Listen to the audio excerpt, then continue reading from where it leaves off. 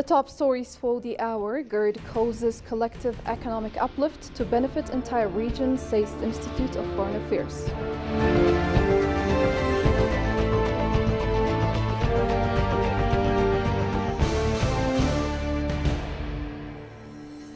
And Nigeria emphasizes the potential for deeper economic and cultural cooperation with Ethiopia.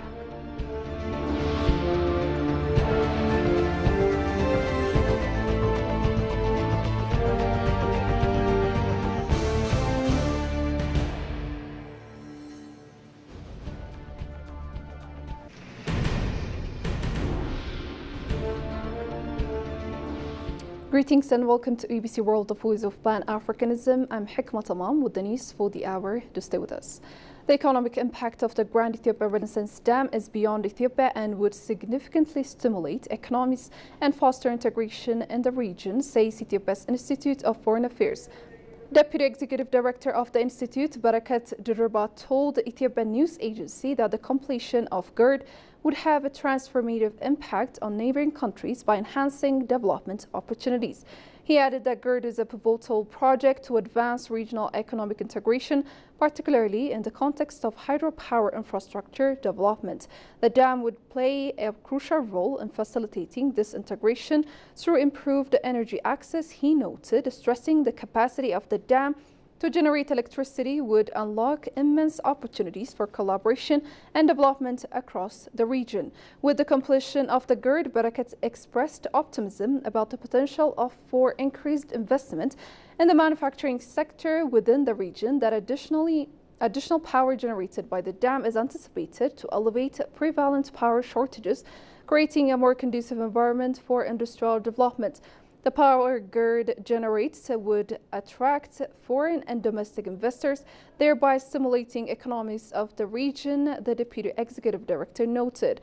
For him, this would result in far-reaching economic implications for all countries in the region.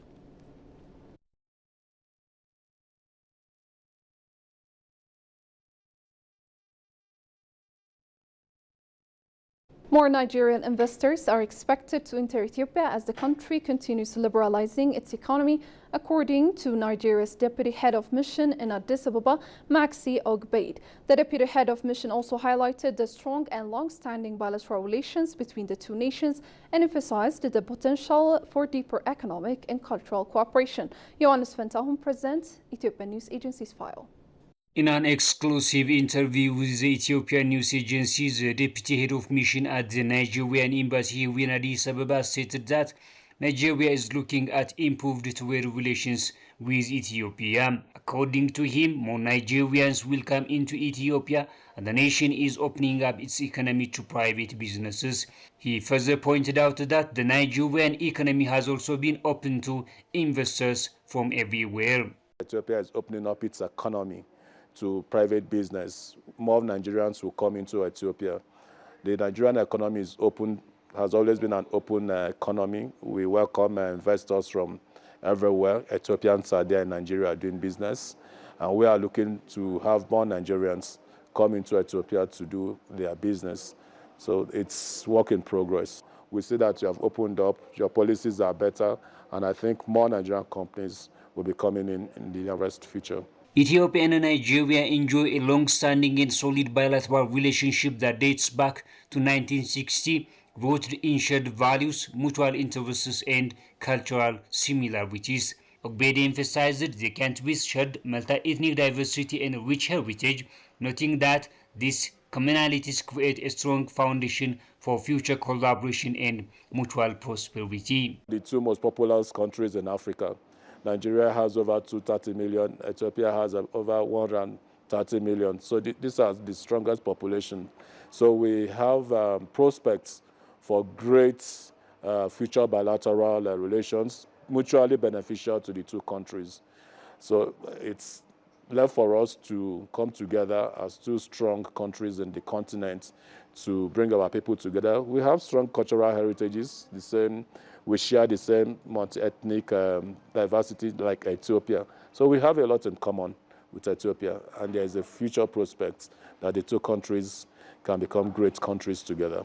As both Ethiopia and Nigeria continue to embrace economic reforms and regional cooperation, the prospects of deeper engagement remains promising. Strengthening these ties not only serves the national interests of each country, but also contributes to broader African unity and development. Ethiopia has shown appetite for more global investors at UK-Africa Forum 2025.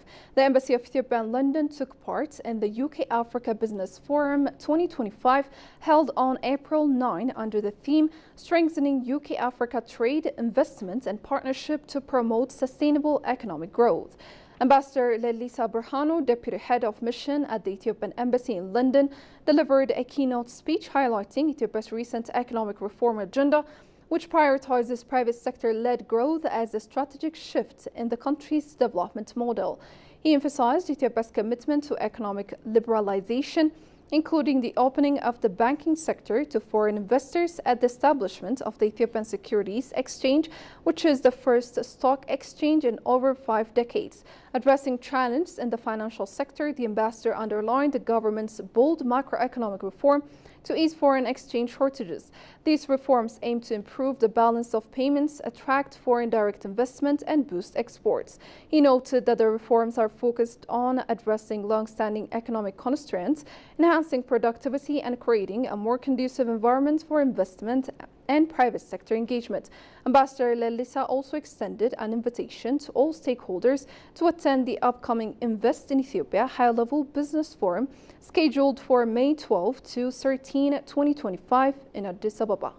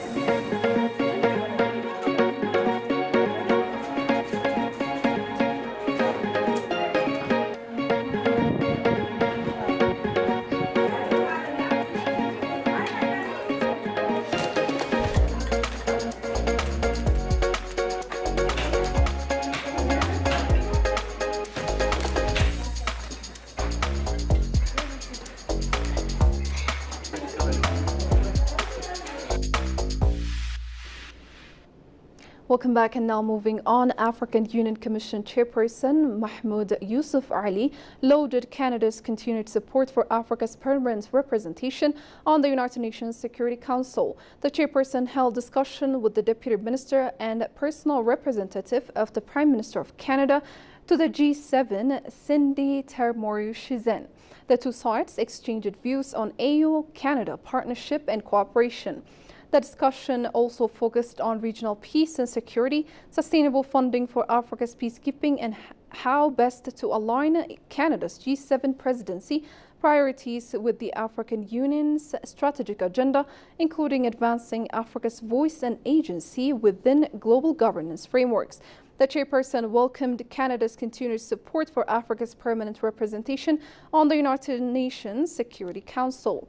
It appears that recent calls by African leaders for equitable representation on the UN Security Council has been gaining momentum. The two leaders underscored the importance of enhancing trade relations, deepening technology partnerships, and addressing the digital divide to foster development.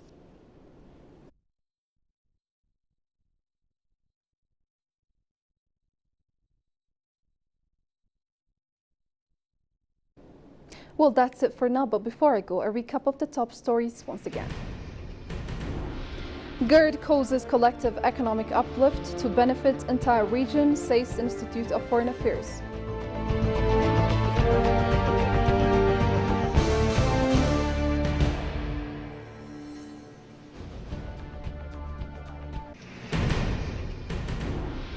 And Nigeria emphasizes the potential for deeper economic and cultural cooperation with Ethiopia.